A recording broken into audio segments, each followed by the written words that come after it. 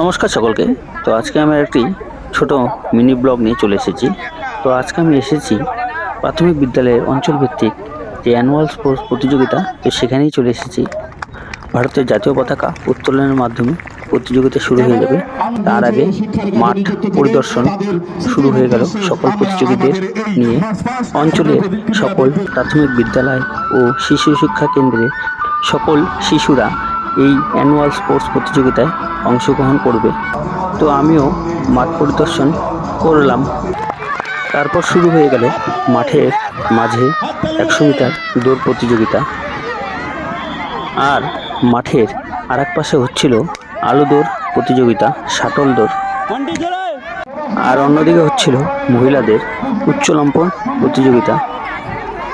সব প্রতিযোগিতা অনুষ্ঠিত হওয়ার পর এবার চলছিল পুরস্কার বিতরণ অনুষ্ঠান, আর আমার ব্লগটি এখানেই শেষ।